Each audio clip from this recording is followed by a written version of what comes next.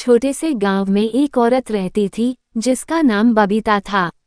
वह बहुत ही गरीब थी और अपनी रोजमर्रा की जिंदगी के लिए संघर्ष करती थी। एक दिन गांव में अफवाहें फैलने लगी कि रात के समय एक औरत अंधेरे में घूमती है और लोगों से रोटियां और प्याज मांगती है। ये चुड़ैल का रूप होता है जो रात्रि के समय इंसान जैसा दिखती है, लेकिन वह असल में एक भूतनी होती है। लोगों का कहना था कि जब रात का अंधेरा घना होता था तो वह चुड़ैल घर घर जाकर दरवाजा खटखटाती थी और कहती, मुझे रोटी और प्याज दो, नहीं तो मैं तुम्हारी जान ले लूंगी। अगर कोई उसे नकारता तो वह उसका बुरा हश्र कर देती।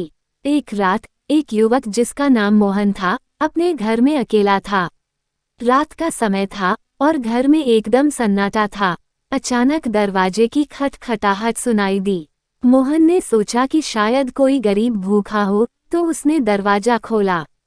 सामने वही औरत खड़ी थी जिसने मांग की, मुझे रोटी और प्याज दो।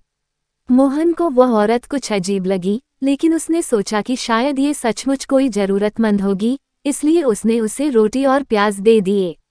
वह औरत आशीर्वाद देती हुई चली गई। मोहन की आंखों में एक अजीब सी चमक थी, जैसे उसे कुछ डर था। अगली सुबह जब मोहन ने बाहर कदम रखा तो उसने देखा कि वो औरत गांव के बाहर के पुराने कब्रिस्तान में जा रही थी। उसे तुरंत समझ में आ गया कि वो औरत कोई आम इंसान नहीं, बल्कि एक भूतनी थी। उसके बाद से मोहन ने कभी किसी को रात के अंधेरे में रोटी और प्याज नहीं दिए। लोगों ने भी समझ लिया कि इस चुड़ैल से बचकर रहना चाहिए, क्योंकि वह जो मांगती थी वो केवल दिखावा था। असल में वह रात के समय लोगों की जान लेने आती थी।